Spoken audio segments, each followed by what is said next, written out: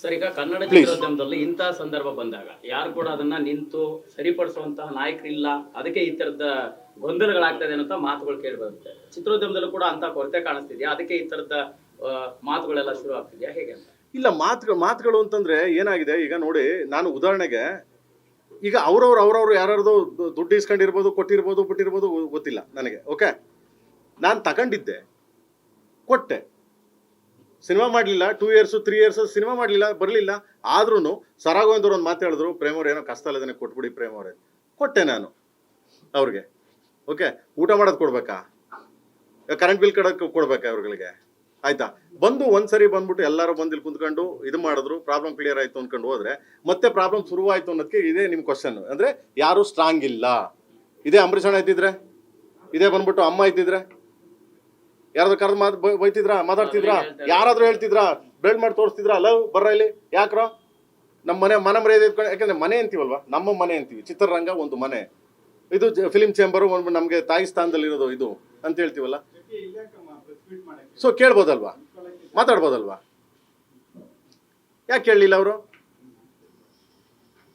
ಆಮೇಲೆ ನಾನು ಹೇಳೋದು, ಒಂದು ಸರಿ ಯಾರಾದರೂ ಈ ಥರ ನ್ಯೂಸೆನ್ಸ್ ಮಾಡಿದಾಗ, ಯಾರಾದರೂ ಪ್ರಾಬ್ಲಮ್ ಮಾಡಿದಾಗ ದಯವಿಟ್ಟು ಬರಬೇಕು, ಬಂದು ಕೇಳ್ಬೇಕೆ, ಕರೀರಿ, ಅವ್ರು ಯಾರು ಕರೀರಿ ಅಂದ್ಬಿಟ್ಟು ಕುಂದಿಸ್ಕೊಂಡು ಮಾತಾಡಿ. ಯಾಕಂದ್ರೆ ಚಿತ್ರರಂಗ ಬಗ್ಗೆ ಕೆಟ್ಟದಾಗ ಮಾತಾಡ್ತೀವಿ ಯಾಕಂಡ್ರಿ, ಕರೀರಿ ಅಂತ ಕುಂದಿಸ್ಕೊಂಡು ಮಾತಾಡೋ ಧೈರ್ಯ ಯಾರಿಗಿದೆ?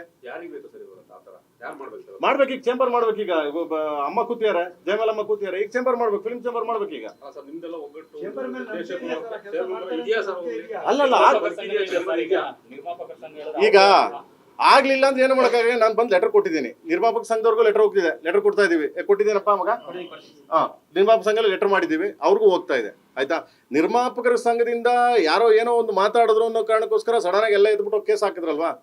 ಈಗ ಒಬ್ಬ ನಿರ್ದೇಶಕನ ಬಗ್ಗೆ ಮಾತಾಡಿದ್ದಾರೆ, ಒಬ್ಬ ಅಲ್ಲ, ಅರ್ಜುನ್, ನಾನು, ಆಮೇಲೆ ಅಪ್ಪು ಅವ್ರ ಬಗ್ಗೆ, ಕಲಾವಿದರ ಬಗ್ಗೆ, ಎಲ್ಲರ ಬಗ್ಗೆ ಮಾತಾಡಿ. ಯಾರು ಬರ್ತಾರೆ? ಯಾರು ಬಂದ್ರಿ ಸರ್? ಯಾರಾದ್ರೂ ಬಂದ್ರ ಸರ್? ಟಾರ್ಗೆಟ್ ಮಾಡಬೇಕು. ಈಗ ದುಡ್ಡಿನ ವ್ಯವಹಾರ ಇತ್ತು, ಕ್ಲಿಯರ್ ಮಾಡಿದ್ರೆ ಅದಾದ್ಮೇಲೆ ಕೂಡ ಮುಂದಿನ ಸಿನಿಮಾ ಇದೆ, ಅದನ್ನು ಕೂಡ ಉಲ್ಲೇಖ ಮಾಡ್ತಾರಲ್ವಾ? ಆಯ್ತು ಅಲ್ವಾ. ಧ್ರುವ್ ಬಗ್ಗೆ ಅಲ್ಲ, KVN ಅವ್ರ ಬಗ್ಗೆ ಯಾಕೆ ಮಾತಾಡ್ಬೇಕು?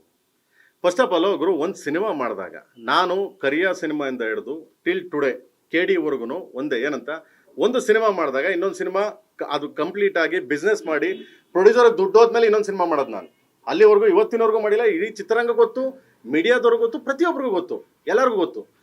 ಇದನ್ನ KD ಅನ್ನೋ ಸಿನಿಮಾನ ತಗೊಂಡ್ಬಿಟ್ಟು ನಾನು 3 ವರ್ಷದಿಂದ ಮಾಡ್ತೇನೆ. ಹಂಗಿದ್ರೆ ನಾನು 3 ವರ್ಷದಿಂದ ವೇಸ್ಟ್ ಅಲ್ಲ ನನ್ನ ಟೈಮು. ಏನು ಕೇಳಿ ನಾ ಇರೋದು? ಪ್ರೊಡ್ಯೂಸರ್ಗೆ ನೋವು ಆಗಬಾರ್ದು, ನನ್ನಿಂದ ತೊಂದರೆ ಆಗಬಾರ್ದು. ನಾನು ಅವ್ರು ರೆಡಿ ಮಾಡಿ ಪಿಕ್ಚರ್ ರಿಲೀಸ್ ಮಾಡಿ ತೊಗೊಂಡೋಗ್ಬಿಟ್ಟು ಅವ್ರು ಬಿಸ್ನೆಸ್ ಮಾಡಿ ಅದೇ ಅವ್ರು ಕೊಟ್ಟೋಗಿ ಇನ್ನೊಂದು ಸಿನಿಮಾಗೆ ಹೋಗ್ತೀನಿ ನಾನು. ಅದು ನಮ್ಮ ಇಷ್ಟ ರೀ. KVN 100 ಕೋಟಿ ಮಾಡ್ತಾರೋ, 200 ಕೋಟಿ ಮಾಡ್ತಾರೋ, 500 ಕೋಟಿ ಮಾಡ್ತಾರೋ, ಅದು KVN ಅವ್ರದ್ದು, KVN ಸಂಸ್ಥೆಯವ್ರದ್ದು. ಅದು ಈಗ ಯಾರು ಮಾತಾಡಕ್ಕೆ? ನನ್ನ ಸಿನಿಮಾ ಬಗ್ಗೆ ನೀವು ಯಾರು ಹೂ ಅರಿವು ಮಾತಾಡಕ್ಕೆ? ಅದನ್ನ ಜನ ಮಾತಾಡ್ತಾರೆ. ಈಗ ದುಡ್ಡು ಕೊಟ್ಟು ದುಡ್ಡಿನ ವ್ಯವಹಾರ ಕೊಟ್ಬಿಟ್ಟಿದ್ದೀರಿ, ಕೊಟ್ಟರು ನಿಮ್ಮ ಹೆಸರು ಏನಕ್ಕೆ ತೆಗೆದ್ರು ಅಂತ ನಾನು ಅದನ್ನೇ ಕೇಳ್ತಾ ಇರೋದು.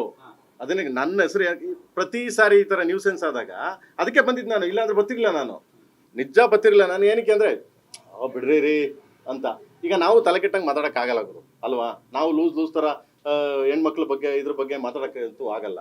ಸೊ ಅದರಿಂದ ನಾನೇನು ಮಾಡಿದ್ದೀನಿ. ಸೊ ಎನಿವೆ, ಇಲ್ಲಿ ನನ್ನನ್ನು ಯಾವತ್ತೂ ಫಿಲ್ಮ್ ಚೇಂಬರ್ ತಪ್ಪು ತಿಳ್ಕೊಬಾರ್ದು. ನೋಡು, ಪ್ರೇಮ್ ಡೈರೆಕ್ಟಾಗಿ ಕೋರ್ಟ್ಗೆ ಹೋದ ಅಂತ ಆಲ್ರೆಡಿ ಕೇಸ್ ಹಾಕಿದ್ದೀನಿ, ಕೋರ್ಟಲ್ಲಿ ಬರ್ತದೆ ಇವತ್ತು FIR. ಈಗ ನನ್ನ ಅಪೀಲ್ ಒಂದೇ ಗುರು, ಯಾರ ಬಗ್ಗೆ ಯಾಕೆ ಏನಕ್ಕೆ ಮಾತಾಡಿದ್ದಾರೆ, ಅದು ಆ ಥರ ಅಬ್ಯೂಸ್ ಆಗಿ ತುಂಬ ಕೆಟ್ಟದಾಗಿ ಯಾಕೆ ಮಾತಾಡಬೇಕು? ಹೌದು, ನಿಮ್ಗೆ ಅಧಿಕಾರ ಕೊಟ್ಟವ್ರು ಯಾರು ಅಂತ ಕೇಳ್ತೀನಿ. ಸರಿ, ಇದಾದ್ಮೇಲೆ ನಿಂದು ಪರ್ಸನಲ್ ಇದೆಯಾ? ಯಾರೋ ಒಬ್ಬ ದುಡ್ಕೊಂಡು ನಿಮ್ಮ ಪರ್ಸನಲ್ ಇದೆ, ನೀನು ಮನೇಲಿ ಮಾತಾಡಿದ್ರು, ಪಬ್ಲಿಕಲ್ಲಿ ಮಾತಾಡ್ತೀಯಲ್ಲ, ಬಾ ಪೇಸ್ ಮಾಡು. ಈಗ ಹಾಕ್ತೀನಿ ನಾನು, ಡೆಫಾಮೆನ್ಸ್ ಕೇಸ್ ಹಾಕ್ತೀನಿ, ಕೇಸ್ ಹಾಕ್ತೀನಿ. FIR ಬರ್ತದೆ, ಈಗ ಸಂಜೆ FIR ಬರ್ತದೆ. ಕಾನೂನು ಏನಿದೆ, ಕಾನೂನು ಪ್ರಕಾರ ಅರೆಸ್ಟ್ ಮಾಡಬೇಕು ಬಿಡಬೇಕು, ಅದು ಅವ್ರ ಇಷ್ಟ, ಕಾನೂನು ಪ್ರಕಾರ ಮಾಡ್ತಾರೆ. ಆಯ್ತಾ? ಅದಾದ್ಮೇಲೆ ಡೆಫಾಮೇಷನ್ ಕೇಸ್ ಹಾಕ್ತೀನಿ. ಎಷ್ಟು ಕೋಟಿಗೆ ಅಂತ ಕೇಳ್ತೀನಿ, ನಮ್ಮ ಲಾಯರ್ ಹೇಳ್ತಾರೆ, ಲಾಯರ್ ಹೇಳ್ಬಿಟ್ಟು ಎಷ್ಟು ಕೋಟಿಗೆ ಅಂತ ಹಾಕ್ತೀನಿ. ಬಂದು ಕಟ್ಕೊಡ್ಲಿ, ನಾನು ಕಟ್ತೀನಿ, ಕಟ್ಕೊಡ್ಲಿ.